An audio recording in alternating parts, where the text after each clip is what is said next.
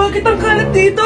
Hoy! Maglinis nga kayo! Wala kayong katulong dito Tinatamad ako maglinis, Nay. Ayaw nyo? Bibigyan ko ng 1,000 pesos ang pinakamasipag kong anak. 1,000 pesos? Sige, maglilinis na ako. A few moments later. Nay, nagwawalis ako. Nawalis ko na yung buong bahay.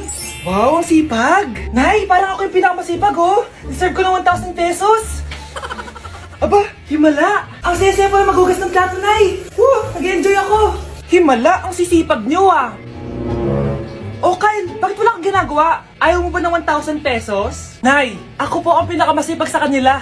Ha? Paano ka naging masipag? Hindi ka naman naglilinis. Oo nga, Nay. Mas deserve namin yung 1,000 pesos. Araw-araw ako naglilinis ng buong bahay. Samantalang sila, walang ginagawa. May video ako dito, Nay. Gusto niyo pong makita?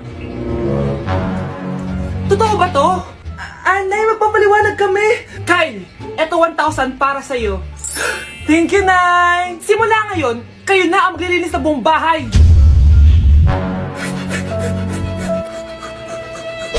Okay, class. Oh, Jessica, buti pumasok ka pa. Ang dami mo na miss na quiz. Bagsak ka na sa akin. Nagbakasyon ako. Na-stress kasi ako sa'yo. Ang dami mo kasi pinapagawa. Aba, bakit? Hindi lang naman ikaw ang pinapagawan ko. Lahat kayo. Ano ka dito, prinsesa? Oo. Sa bahay namin, ako ang prinsesa. Kaya kayong lahat, sumunod kayo sa akin. Pumunta ka sa guidance office. Hindi po, ate. You go to the principal's office. Tandaan mo, kami ang nagpapasahod sa'yo, di ba? Ano nangyari kay ma'am? Hala si ma'am! Ang ganda-ganda ko na naghanap ka pa ng iba. Hala, heartbroken ata si Cheska. This sir, feeling main character kasi. Tumatawa ka? Masaya kayo, ha? Kapag heartbroken ako, bawal maging masaya. Ano naman kung heartbroken ka? Paki namin. Oh, come on, Samantha. Hindi mo pa naman na-experience sa magka-jowa. Kasi walang nagkakagusto sa mukhang yan. Hi! Ako pala si Scarlett. Bago lang ako dito. Oh, paki ko. Tsaka tanggal mo nga yung makeup mo. Dapat ako lang yung maganda dito sa school. Sino ka ba para utusan ako? Feeling main character? Kadiri? Anong sabi mo? Mag-sorry ka sa akin! Sorry! Not sorry. Tsaka mukhang asin kapag may ibubuga ka na. Nakahanap din ng katapat si Cheska. Walang yatong babaeng to. Ako ang main character dito sa school. Bye! Humanda ka sa akin. Anak, alam mo, gusto ko talaga sumikat. Talaga po, Nay? Gusto ko talaga maging artista yung pag-uusapan ako sa labas. Ay, Nay, may naisip po ako. For sure, agad kasi sikat dito. Talaga, anak? Paano naman mangyayari yun? Wait ka lang dito, Nay.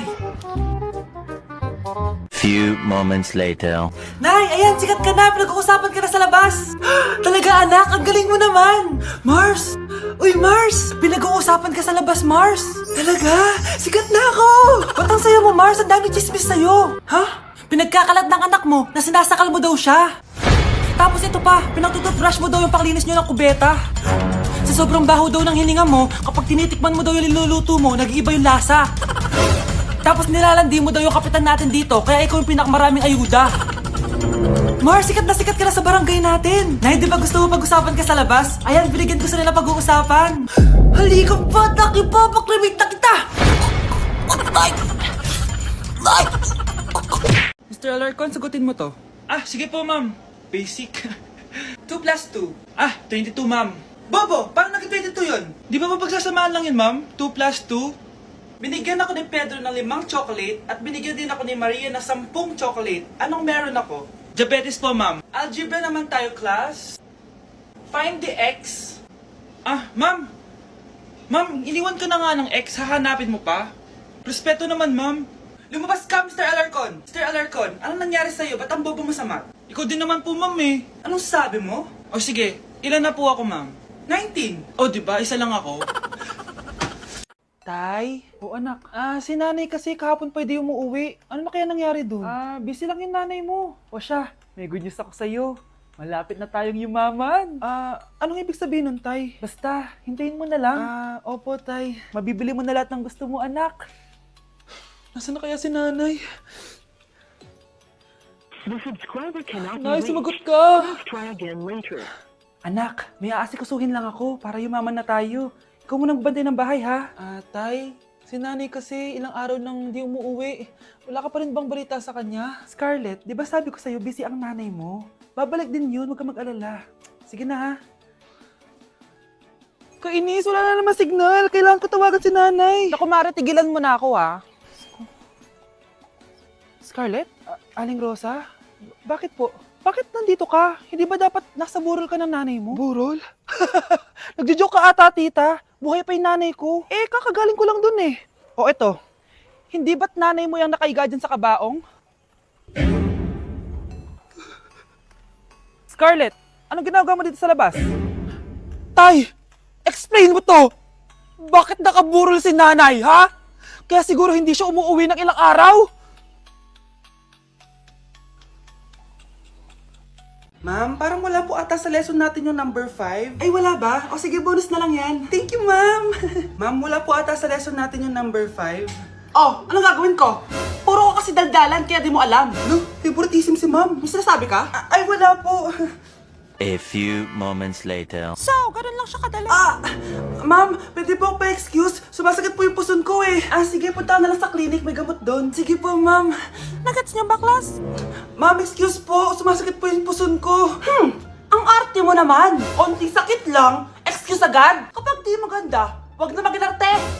Kala mo naman ang ganda ni ma'am.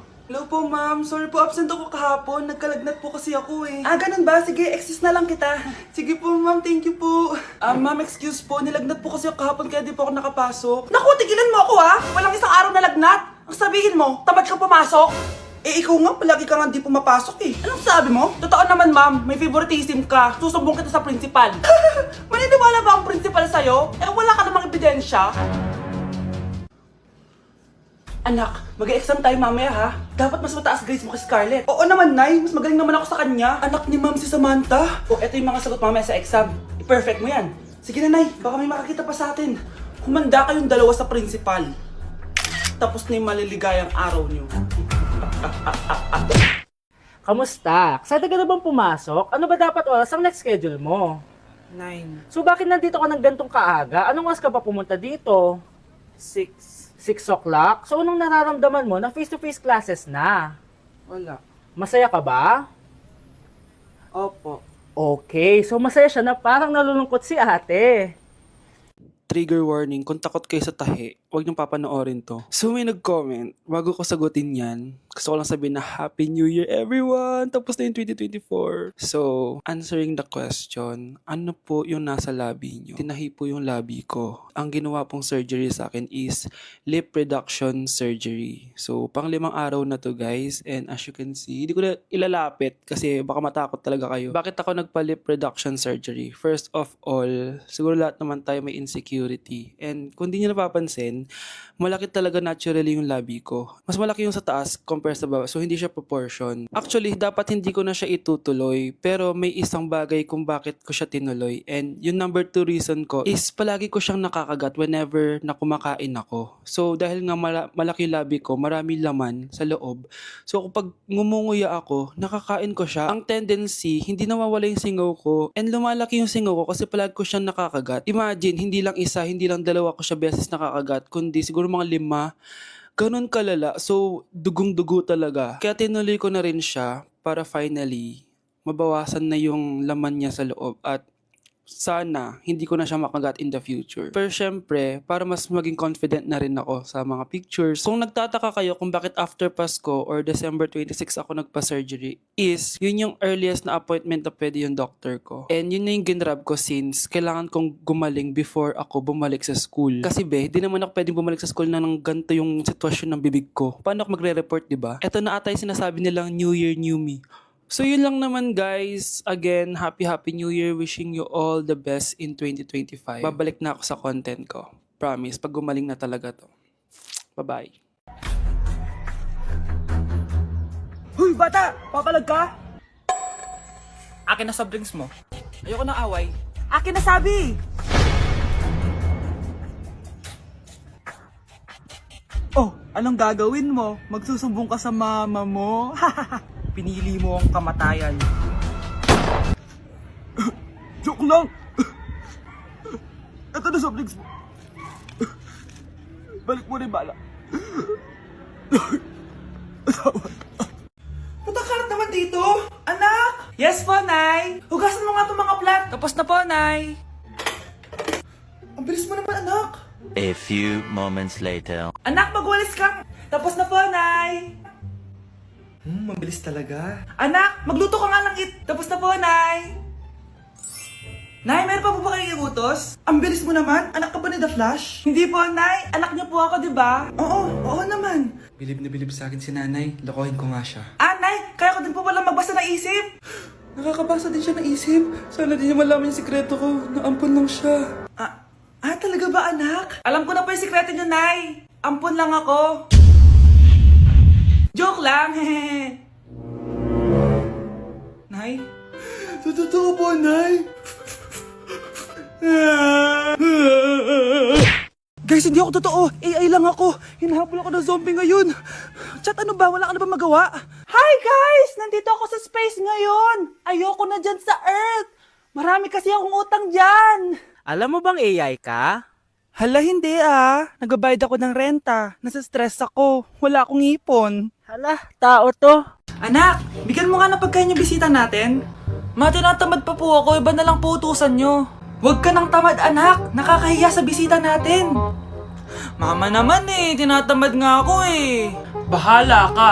Crush mo pa naman yung bisita natin. Bisita natin si Crush? Sige ma, kukunin ko na po lahat ng pagkain dito sa bahay. Huwag lang magutom ang mapapangasawa ko.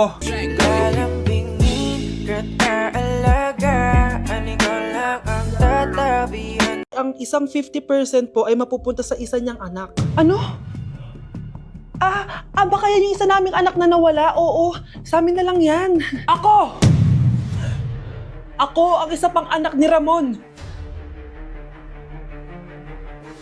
Oh, akala ko bang nawawala yung isang anak ni Ramon? Attorney naman, huwag ka maniwala dyan. May sakit kasi sa utak yan. Wala akong sakit, attorney. Maniwala ka, please.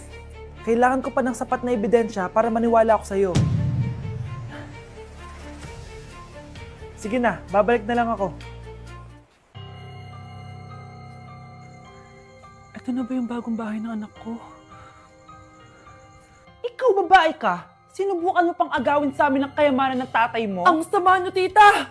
Gusto niyo kunin lahat? Well, hindi naman maniniwala sa'yo si attorney dahil wala kang ebidensya. Tao po, attorney po ito. Nandiyan si attorney. Halika dito. Ayan, ikukulong muna kita dito sa bodega hanggat hindi ko pa nakukuha mga kayamanan. Yes, attorney. Hawak ko na ang 100% ng kayamanan ni Ramon. Nandito na ang titulo, papeles at cheque ng mga kayamanan niya. Ay! Salamat, attorney, ha? Scarlett, hindi ko na alam kung ano nangyayari sa nanay ko. Pero huwag ka mag-alala. Ako bahala sa'yo. Kailangan na matigil tong pinagagawa ni nanay. Tao po. Sino ka? Ako po yung nanay ni Scarlett, yung anak din ni Ramon. Totoo ba to? Pinagsasabi mong babae ka? Kami lang ang pamilya ni Ramon. Attorney, huwag ka magpaniwala dyan. Peke yan. Hindi to peke. Pwede mo ipacheck to sa attorney. Kaya ilabas mo na siya. Kinulong po ni nanay si Scarlett sa bodega. Ha? Anak?